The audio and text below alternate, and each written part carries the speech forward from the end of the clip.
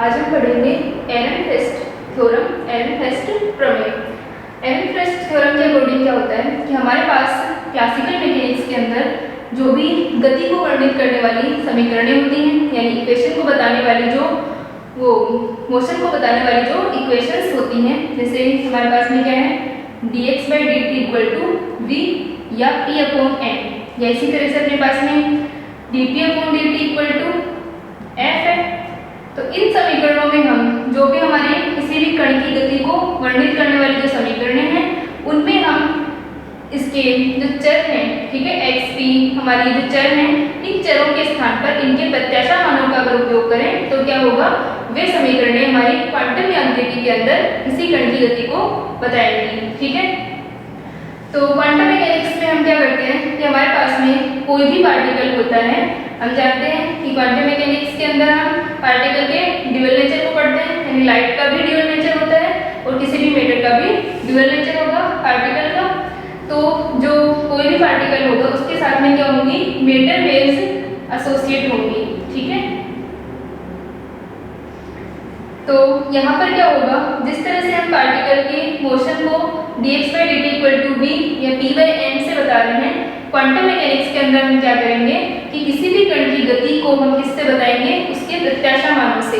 हमने क्या पढ़ा था कि जो प्रत्याशा मान होते हैं वो किसको शो करते हैं, एवरेज वैल्यू को।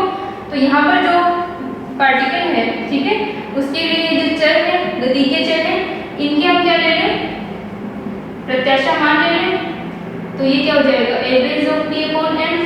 तो ये जो समीकरण बनी है अपने पास में, ये इक्वेशन क्या होगी, ये हमारे पास में क्लासिकल मैकेनिक्स के अंदर है, ये चिर संबंध चर कहलाते हैं, और चिर संबंध यांत्रिकी के अंदर क्लासिकल मैकेनिक्स के अंदर अपने पास में क्या है, ये इक्वेशन है किसी भी पार्टिकल की मोशन को शो करने के लिए। तो जो क्वांटम मैकेनिक्स होगी उसके अंदर क्या होगा, पार्टिकल के मोशन को शो करने वाली जो इक्वेशन होगी वो क्या होगी, ये होगी। ठीक है, यानी हम वेरिएबल्स की जगह उनकी एक्सपेक्टेशन वैल्यूज को लेंगे। ठीक है, तो हमारे पास में जो एरनफेस्ट थ्योरम होती है,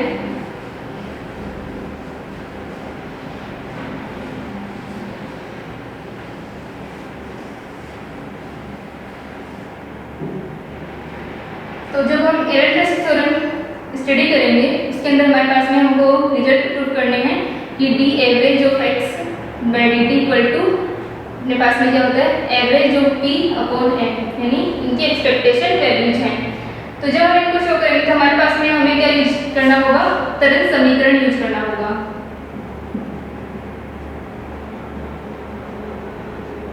ठीक है, क्योंकि हम यह मानते हैं कि जो पार्टिकल हैं उनके साथ में जो वेव एसोसिएट हैं वो क्या है, एक तरंग पैकेट की अवधारणा को हम लेके चलते हैं कि इन्हीं कणों के साथ में जब भी कोई कण गति करना शुरू करता है तो क्वांटम मैकेनिक्स के अंदर हमारे पास में क्या होगा, क्वांटम मैकेनिक्स के अकॉर्डिंग उसके साथ में एक तरंग जो है वो सहचारी हो जाएगी, एक वेव एसोसिएट हो जाएगी। ठीक है, और वेव की जगह हम एक वेव पैकेट लेके चलेंगे। ठीक है, तो जो हमारे नेक्स्ट यूनिट है उसके अंदर पूरी तरंग समीकरण, श्रोडिंगर समीकरण, पूरी वेव मैकेनिक्स है, तो उसके अंदर हम अच्छे से पढ़ेंगे कि किस तरह से हम पार्टिकल के साथ में तरंग, और फिर हम इस तरंग पैकेट जो होते हैं हमारे वेव पैकेट वो क्या होते हैं, उनको किस तरह से हम लेते हैं और किस तरह से किसी तरंग का समीकरण निकालते हैं, और उन तरंग समीकरण के लिए श्रोडिंगर की इक्वेशन दी थी। तो श्रोडिंगर ने जो इक्वेशन दी थी वो क्या थी कि माइनस का h²/2m del 2 psi प्लस का v psi equal to e psi। ठीक है, तो दो तरीके की होती है श्रोडिंगर समीकरण है हमारी।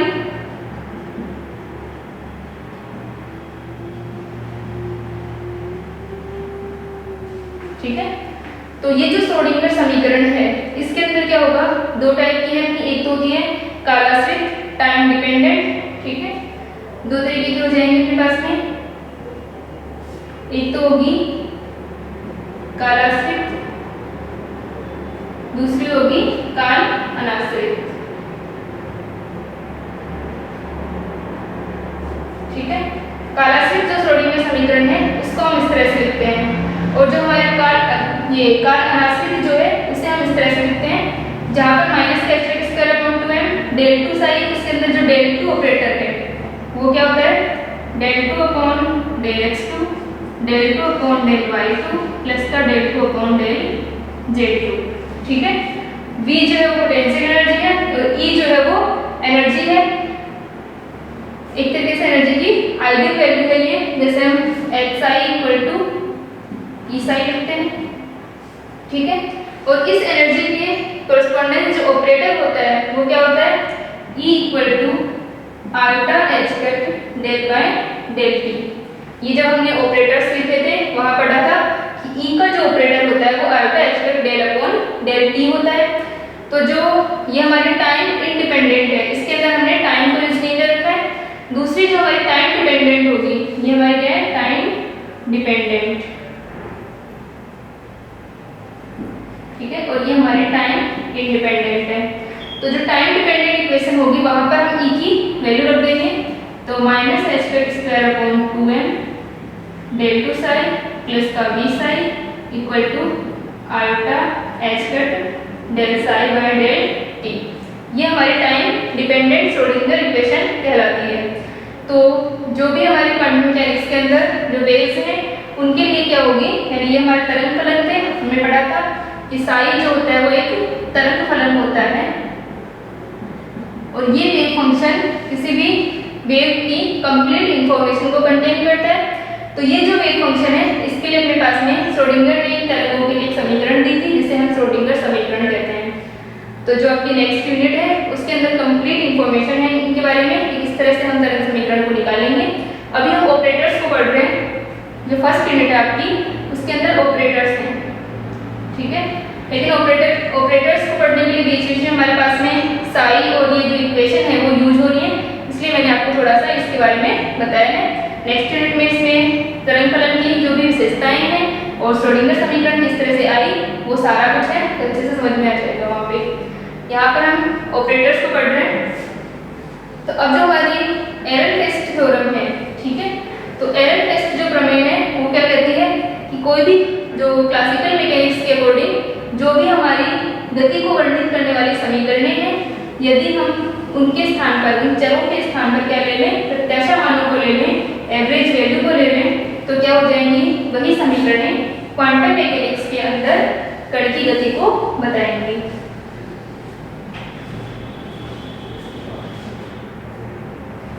तो इसका स्टेटमेंट होगा, एक कण की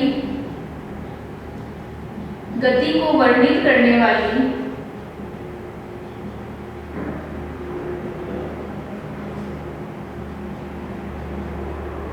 ठीक है, एक कण की गति को वर्णित करने वाली चिरसम्मत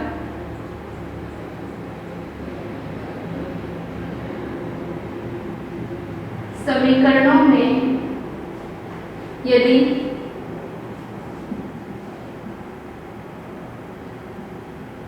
चिरसम्मत समीकरणों में यदि चिरसम्मत चरों के स्थान पर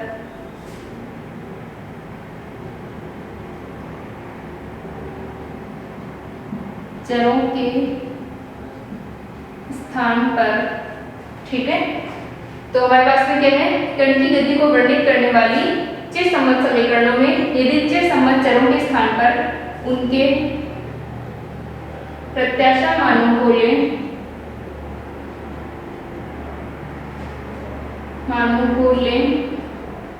तो यही समीकरणें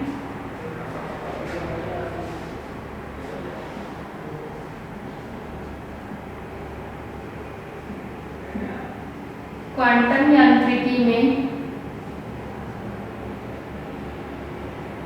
ठीक है, ये समीकरणें क्या होंगी, क्वांटम यांत्रिकी में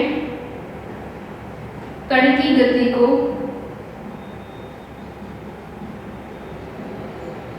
वर्णित करेंगी। ठीक है, तो हम क्या कर रहे हैं कि जो हमारे इक्वेशन ऑफ मोशन है वो जो क्लासिकल मैकेनिक्स के अंदर जो होती हैं उनमें हम उन वेरिएबल्स की जगह एक्सपेक्टेशन वैल्यूज को ले लें, तो वो क्या करेंगी, क्वांटम मैकेनिक्स के अंदर पार्टिकल के मोशन को शो करेंगी। ठीक है,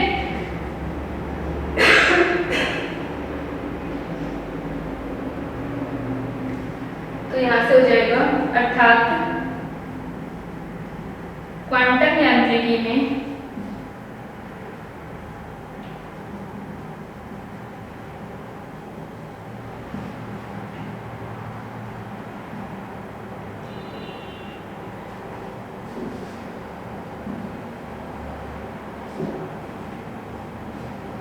प्रत्याशा मान निम्न समीकरणों का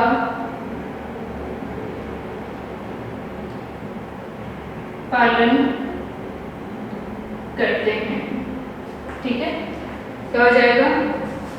D by d t average of x equal to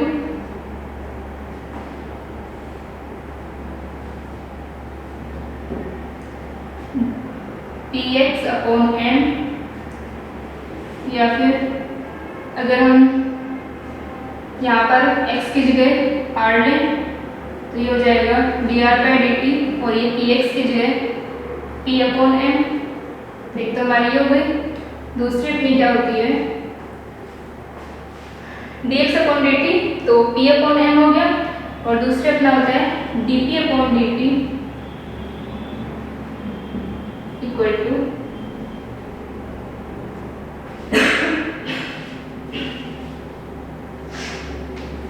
ठीक है। तो d p upon d t equal to होता है एफ अपॉन एम, और अगर हम पी एक्स लिखें तो यहाँ पर भी एफ एक्स आ जाएगा, F upon m F only F. ठीक है, d p upon d t होता है, एफ होता है फोर्स होता है, और अगर हम D p upon d T लिखें तो ये एवरेज ऑफ एफ हो जाएगा। और यदि हम क्या करें, एफ की जगह क्या लिख सकते हैं? Minus del B upon del x, क्योंकि जो फोर्स होता है वो क्या होता है? पोटेंशियल एनर्जी के नेगेटिव ग्रेडियंट के बराबर होता है, यानी F इक्वल टू माइनस का डेल बी। ये आप पढ़ चुके होंगे पहले फर्स्ट ईयर के अंदर कि F इक्वल टू क्या होता है? माइनस का डेल बी।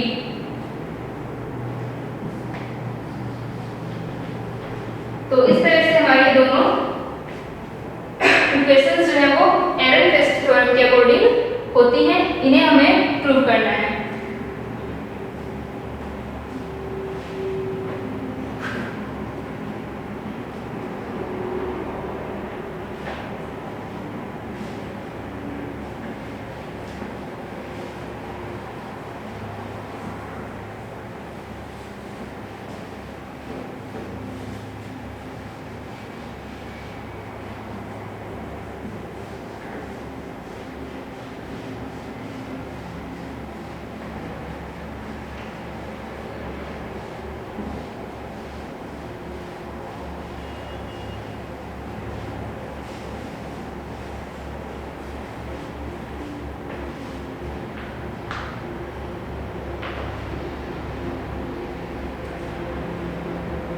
तो अब इसे प्रूव करते हैं। हम इसे शुरुआत कर रहे हैं, इस पे कुछ मत लगाओ, पहले इसे लिख लेते हैं।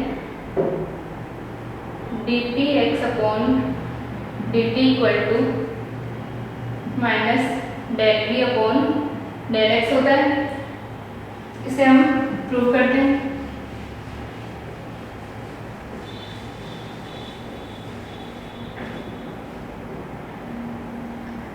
यहाँ पर हम साइड में श्रोडिंगर इक्वेशन को लिख लेते हैं, माइनस एच का square upon 2m del two psi plus का B psi equal to alpha h square del psi upon del t. ठीक है, ये क्या है? श्रोडिंगर समीकरण है कालाश्रित, यानी टाइम डिपेंडेंट है ये। ठीक है, टाइम डिपेंडेंट लेके चल रहे हैं हम, तो साई भी जो है वो क्या होगा? साई आर टी है, एक तरीके से टाइम पर भी डिपेंड कर रहा है। ये हमारी श्रोडिंगर समीकरण है।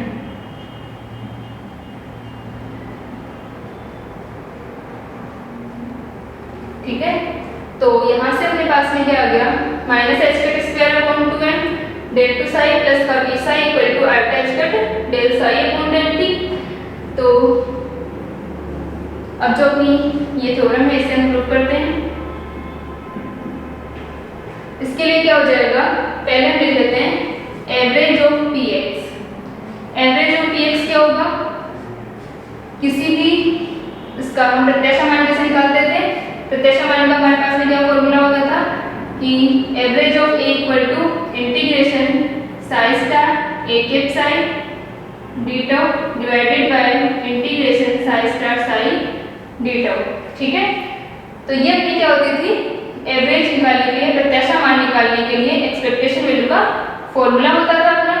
तो जो फॉर्मूला होगा इसके अंदर अगर हमारा वेव फंक्शन जो है वो क्या हो, नॉर्मलाइज्ड हो, प्रसामान्यीकृत हो, तो इसकी वैल्यू 1 हो जाती थी और सिर्फ ये बचता था। तो हम लिख लेंगे यहाँ पर हम वेव फंक्शन जो है हमारा प्रसामान्यीकृत लेके चल रहे हैं। तो यहाँ पे आ जाएगा इंटीग्रेशन साई स्टार माइनस का attach cut del by del x psi d tau. ठीक है, यहाँ पर हम dx भी ले सकते हैं क्योंकि हमारे पास में सिर्फ हम एक यूनियन कर रहे हैं, ओनली x के लिए कर रहे हैं। तो एवरेज ऑफ px का मान हो गया, माइनस अटैच कट को बाहर ले लेते हैं, integration psi star del psi by del x d tau. ये बन गई अपनी इक्वेशन। अब हमें क्या करना है, dp अपॉन dt करना है। तो ये हो जाएगा d upon dt px equal to minus का attach cut integration d upon dt, ये हमारा जो डी टाउ है वो dx dy dz के लिए है। तो जो हमारा d बाई dt है इसको हम अंदर ले जा सकते हैं, कोई फर्क नहीं पड़ेगा। तो यहाँ से अपने पास में क्या हो जाएगा,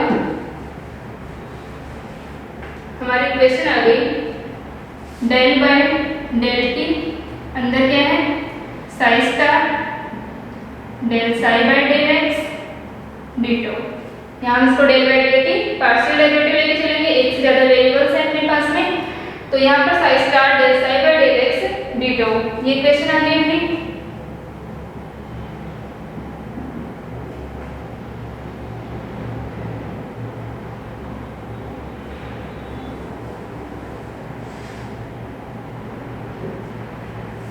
तो यहाँ पर क्या होगा, एवरेज ऑफ px हम कर रहे हैं तो इसका मान हो जाएगा minus iota h cut integration, अब डेल बाय डेल टी एक बार इसका होगा एक बार इसका, तो del psi star by del t और del psi by del x ऐसे कैसे, प्लस साई स्टार ऐसे कैसे और डेल बाय डेल टी और del psi by del x d tau. ठीक है, ये आ गया अपने पास में। अब यहाँ पर फिर से डेल बाय डेल टी है और डेल बाय डेल एक्स है। ठीक है, और जो साई हमारा दोनों का फंक्शन है साई आर टी है। ठीक है, या साई एक्स टी हम कह सकते हैं इसे।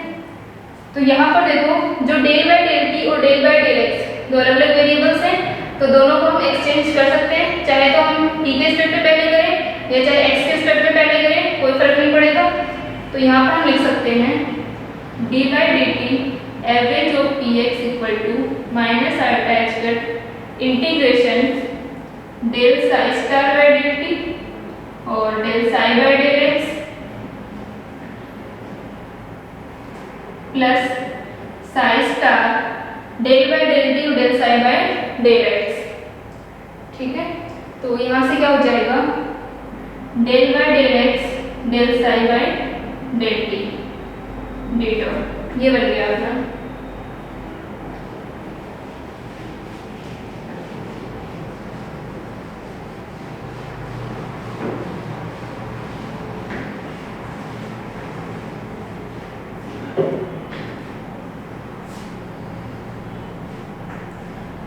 तो अब यहाँ से ये जो अपने पास में del psi star by del t है और ये del psi by del t है, इनका मान हम श्रोडिंगर इक्वेशन से लिखेंगे। इसको मैंने मिटा दिया, एक मिनट। ये अपने पास में थी माइनस का h cut square upon 2m del two psi plus का B psi equal to iota h cut del psi by del t, ये थी। तो हमें क्या चाहिए, del psi by del t चाहिए, तो हम यहाँ से निकाल लेंगे del psi by del t. तो ये हो जाएगा del psi by del t equal to minus का h cut square upon 2m और प्लस का वी साई जो है इसको हम आयोटा एच कट से डिवाइड कर देते हैं। तो यहाँ से अपने पास में हो जाएगा minus h cut square upon 2m और iota h cut del two psi plus का 1 upon iota h cut v psi. ठीक है, तो यहाँ पर मेरे पास में इक्वेशन आ गई इसकी। तो ये जो इक्वेशन अपनी आई है 1/i/v साई, इसको थोड़ा सा और सोल्व कर लें। तो del psi by del t equal to ये बन जाएगा माइनस ये एच कैट कैंसिल, तो माइनस का h cut upon 2m iota, ठीक है, और डेल टू साई प्लस का 1 iota h cut v psi, ये बन गया। अब हमें क्या चाहिए, del psi upon del t भी चाहिए और del psi star upon del t भी चाहिए। तो यहाँ से क्या हो जाएगा,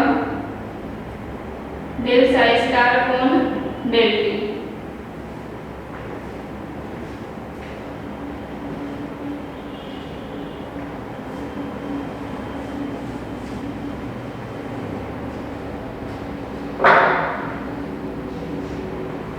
स्टार का मतलब क्या होता है, जो भी हमारी इक्वेशन है उसका हमें क्या लेना है, कॉम्प्लेक्स कॉन्जुगेट लेना है। तो ये हो जाएगा माइनस का आयोटा है यहाँ पे, तो आयोटा का संयुग्मी क्या होता है, माइनस आयोटा। तो यहाँ से अपने पास में इक्वेशन आ गई माइनस ये माइनस माइनस प्लस हो जाएगा, तो h cut upon 2m iota del two psi, और यहाँ पर आयोटा जो है वो माइनस आयोटा से रिप्लेस करेंगे, तो ये वैल्यू आ जाएगी 1/h कैट, और ये आयोटा माइनस हो गया v साइन, ठीक है।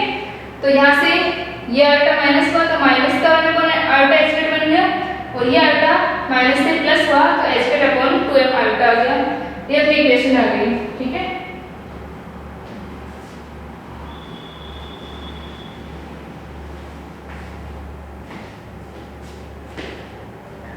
तो del psi by del t हो गया और ये del psi star by del t हो गया। ये दोनों हम इस इक्वेशन में यूज कर लेंगे। तो यहाँ से अपने पास में इक्वेशन बन गई, इनको हटा देते हैं।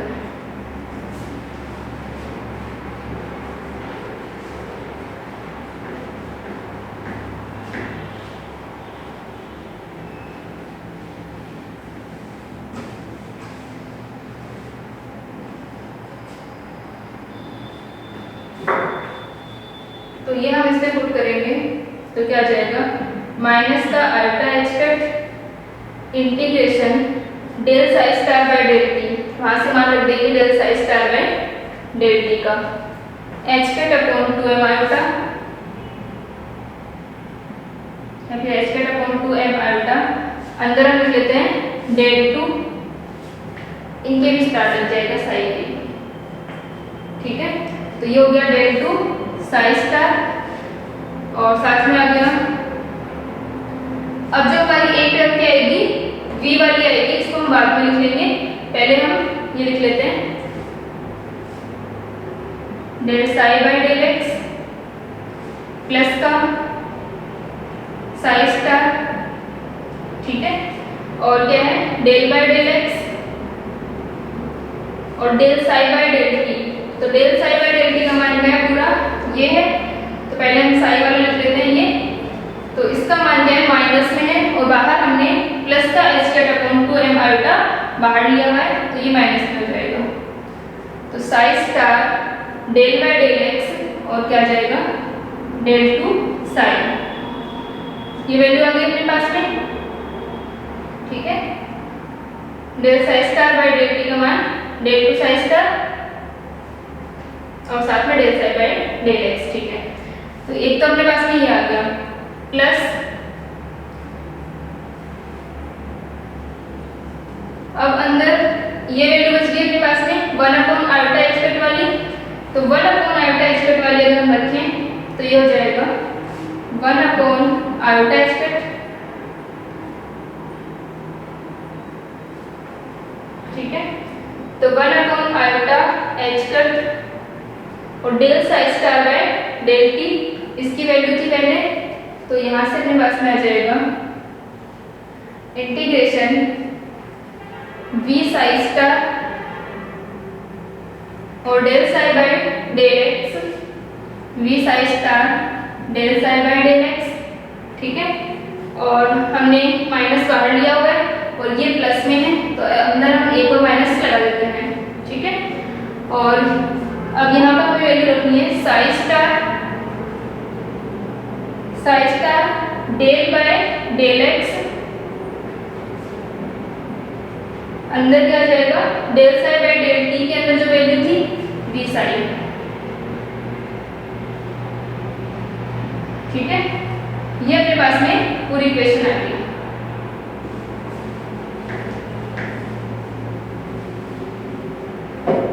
इसको थोड़ा सिंप्लीफाई करेंगे तो ये हो जाएगा माइनस का iota h cut upon 2m iota, तो आयोटा से आयोटा कैंसिल, तो माइनस का h cut square upon 2m integration del two psi star.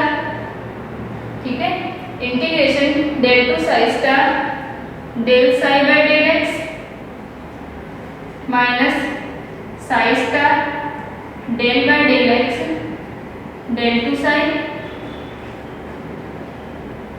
ठीक है, डिटो माइनस, अब इसको अंदर मल्टीप्लाई करें हम तो 1 अपॉन आयोटा एच कट और ये आयोटा एच कट कैंसिल हो गए और माइनस माइनस प्लस हो गया, अंदर क्या बच गया।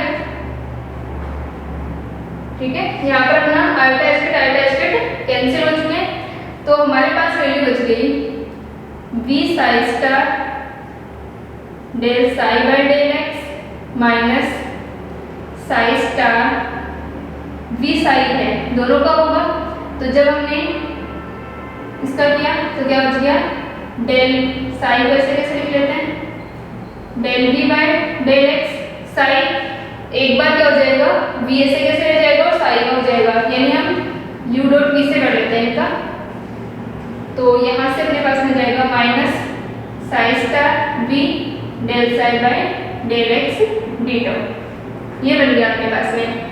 तो यहाँ से हम ये वाली और ये टर्म कैंसिल आउट हो जाएंगे, तो ये हो गया माइनस का h cut square upon 2m integration del two psi star del psi by del x minus psi star del by del x del two psi ditto minus ये दोनों cancel out करते हैं, सिर्फ ये term integration psi star del we by del x psi ditto, ये बच गया अपने पास में। ये श्रोडिंगर समीकरण थे अपने।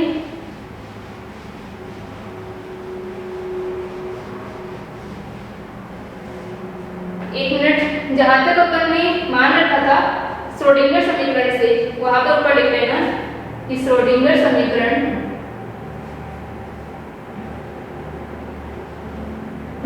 जहां पर हमने del psi by del t और del psi star by del t का मान रखा था। ठीक है, वहां पर लिख लेंगे कि कालाश्रित श्रोडिंगर समीकरण से मान रखने पर हम लिख लेंगे कालाश्रित टाइम डिपेंडेंट कालाश्रित श्रोडिंगर समीकरण से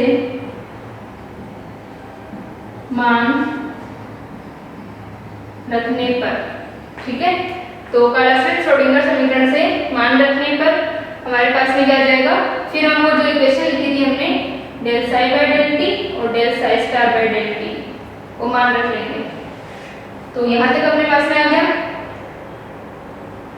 माइनस का psi star del we by del x psi डी2, यहाँ तक लिखो।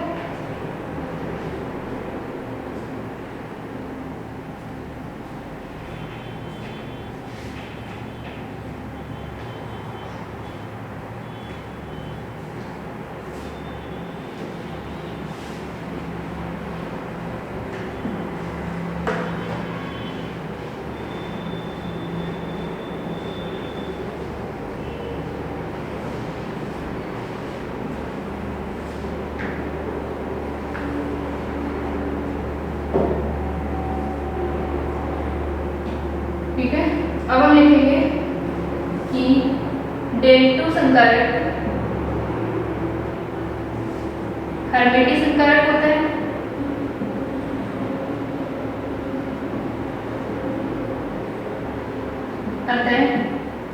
उसके लिए हम क्या लिख सकते हैं, डेल टू जो हमारा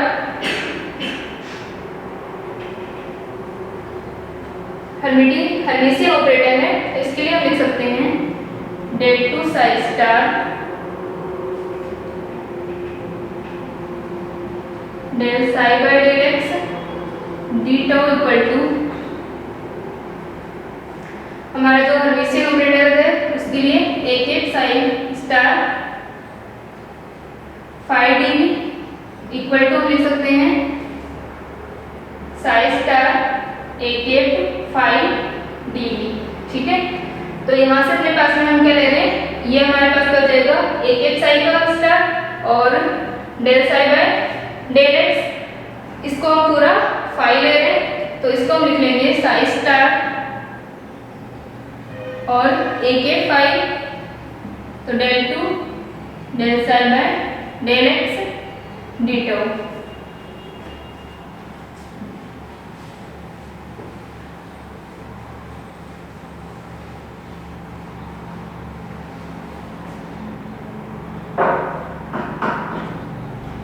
तो यहाँ से अपने पास में हो जाएगा, इसे हम लिख सकते हैं psi star del by del x को हम बाहर रख सकते हैं और ये हो जाएगा डेल टू साई। ठीक है, डेल बाय डेल एक्स को हम बाहर की साइड लेते हैं और डेल टू को अंदर ले लेते हैं, फर्क नहीं पड़ेगा इसके ऊपर, तो ये हो जाएगा डी टाउ। अब हम ये वाला जो मान है इसका, ये हमने मान निकाला है, इसके लिए इसको वापस हम इस समीकरण के अंदर पुट कर देते हैं। तो ये वाला जो समीकरण है, ठीक है, तो उपरोक्त मान इक्वेशन नंबर दे देना है इस पर कोई। ठीक है, उपरोक्त मान समीकरण में रखने पर, या ये वाला समीकरण दोबारा लिख लेना, समीकरण में रखने पर क्या हो जाएगा अपने पास में, minus h cut square upon 2m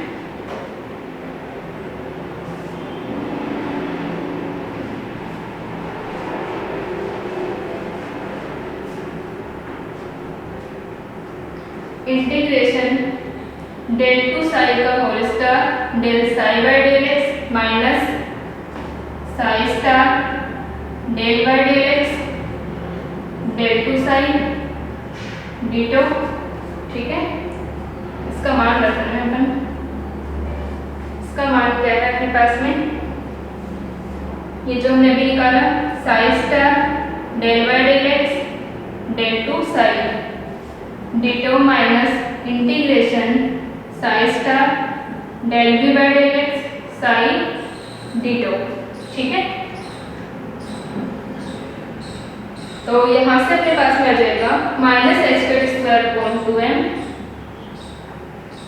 ठीक है, और ये वाली वैल्यू कैंसिल हो गई, दोनों सेम है, तो इसे हम कैंसिल कर देते हैं और क्या बच गया अपने पास में, d by d t average of p x equal to, ठीक है, एवरेज ऑफ पी एक्स अपने पास में हो जाएगा minus integration psi star del we by del x psi d tau. ठीक है, ये बच गया, और ये जो वैल्यू है वो क्या है, del we by del x operator के लिए इसका मान होगा, प्रत्याशा मान होगा। ठीक है, किसी भी ऑपरेटर के लिए हम प्रत्याशा मान इसी तरह लिखते हैं, तो जो ये अपने पास में psi star del we by del x psi d tau जो आया है वो किसका, del we by del x का क्या बन गया, प्रत्याशा मान बन गया। तो हम लिख सकते हैं d by d t average of p x equal to minus average of del we by del x, और जो average of del we by del x होता है वो क्या होता है, फोर्स होता है। ठीक है, F को हम क्या लिखते हैं, माइनस का ग्रेडियंट ऑफ पोटेंशियल एनर्जी, तो यहाँ से ये हो जाएगा d by d t average of p x equal to minus average of F, और ये हमारी एरेनफेस्ट जो थ्योरम है उसका स्टेटमेंट है। ठीक है, तो इस तरह से हम क्या कर सकते हैं, एरेनफेस्ट थ्योरम को प्रूव कर सकते हैं कि ये d by d t expectation value of p x equal to क्या होगा, expectation value of del we by del x. ठीक है, यहाँ पर जो डायरेक्टली बाय डायरेक्ट है वो ऑपरेटर को शो करेगा और ये जो मान होगा वो इसके एक्सपेक्टेशन वैल्यू को शो करेगा।